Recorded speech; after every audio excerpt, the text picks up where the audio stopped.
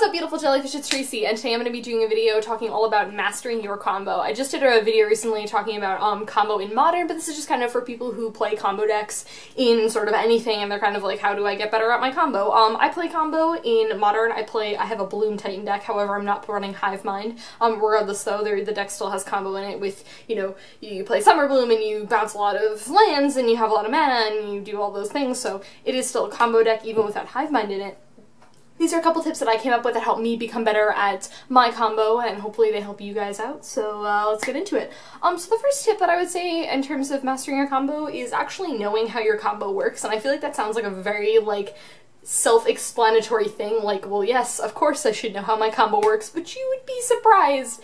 Sometimes if you ask people how their combo works, they actually can't answer you, and that's really bad. They just kind of do the whole their thing, and if you're someone who is not familiar with the combo, or you ask them, hey, could you explain this to me, they can't give you a straight answer. That's really bad. You don't want to do that. You actually need to be able to explain how your combo works to people, and I think with that, another important thing is, I think asking the person that you're playing against if they understand how the combo works is really important, because, you know, if you're gonna waste, you know, you don't really want to waste all your breath and be like, hey, well, this is how this works, and they already know. But if they don't know, if you're dealing with like a newer player or something, or someone who's just not familiar with it, you know, you want to be able to explain it to them and just ask, just to make sure they know what exactly it is that you're doing.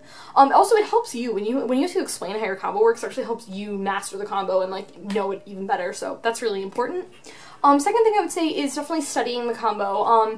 You know, when I was building Bloom, I watched a lot of professional people who are known for playing Bloom Titan. I watched a lot of Justin Cohen and stuff, who's one of the most popular people known to play Bloom.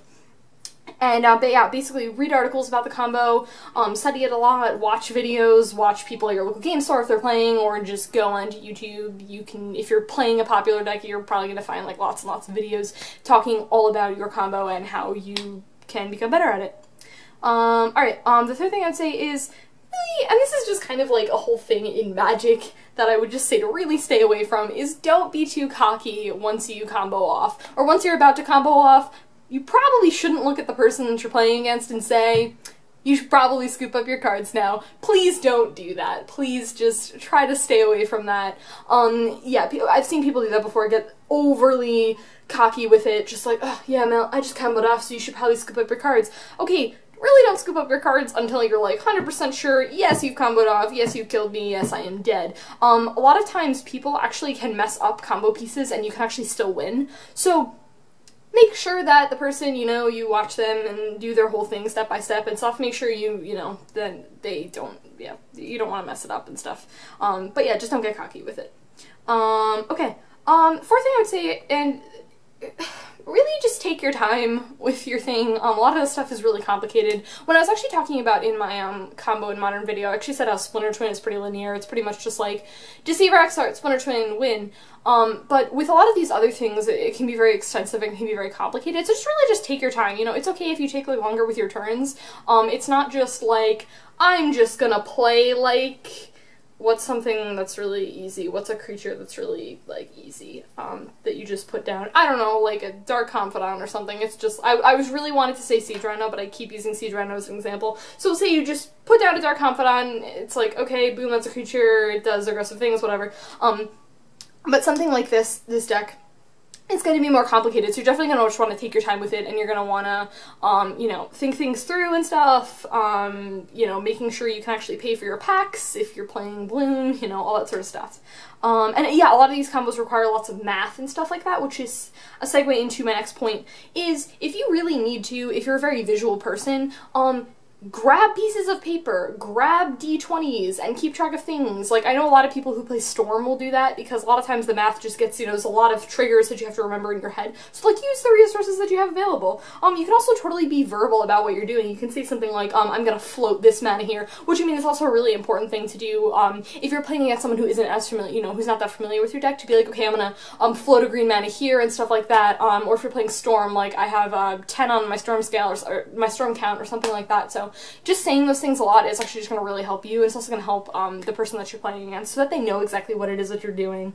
Okay, number 6 I would say is, if you don't ever have your combo when you're playing a game, it's just gonna happen. One of my best examples of this is I was playing against this guy one time who drew a lot of cards. It was just like, sometimes you can draw like a lot of cards and none of them are the right cards, so you don't find your answers in that. So if you don't combo off or something like that, hey man, it's okay. Like, it's just something that's gonna happen. And like, when I do this video talking about, basically an overview of decks in Modern, I'm basically gonna say one of the reasons why, you know, aggro is considered the best is because, you know, combo, you need very specific cards to win.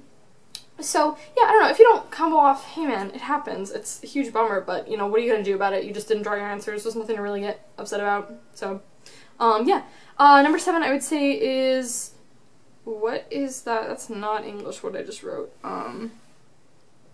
What? It was, oh wow, okay, I was like, what on earth did I write there? Okay, this is a really important thing, is, I would say when you're in certain matchups, your combo is just not going to be good, and it's, I think kind of knowing like when to sideboard it out is really important. Like, this one guy that I know plays Splinter Twin, and whenever he plays against Affinity, he always takes out his Splinter Twin combo.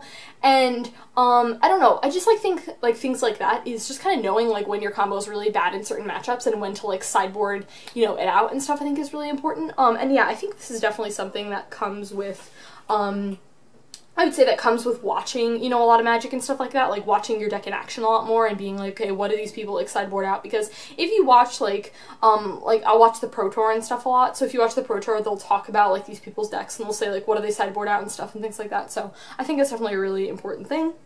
And number 8, I would say really just accept the fact that you are going to mess up when you play. It's kind of just a fact of the game. It's very easy to misplay in combo decks. It's very easy to think that you have the combo and then you don't, and, you know, whatever and stuff like that. So, like, if you don't get to, you know, your combo, if you mess up or something like that, it's okay. Like, my boyfriend Zane and I were playing yesterday, and we're both playing Bloom, and I put down the wrong land, and I mean, I ended up still winning the game, but like, I could have won sooner, and it was just kind of like, yeah, I just got really mad. And it's one of those things where it's like, you know, sometimes you don't think like how significant like putting one land down, you know, what over the other is, but it was really important, it was really relevant, so, yeah, definitely one of those things is just, you know, you're gonna mess it up, and that's gonna be okay, especially in the early stages of you building the deck. You're gonna make stupid misplays, and you're gonna be like, did I really just do that? But hopefully you'll learn from your misplays, and you won't make them anymore, and you'll learn from them, so it's really important. And yeah, the last thing I would say is, I mean, really just practice it a lot. You know, you know, your deck is going to take a lot of practice, I would say, in terms of probably a lot more, you know, if you're playing an aggro deck or something, you know, because you're a combo deck, you're going to probably need just more practice with the deck, just so that you can get better at it and you can learn everything that there is to know about your combo. But hey guys, that's it. That was all about mastering your combo. I hope you enjoy the rest of your day/night, and I will talk to you later.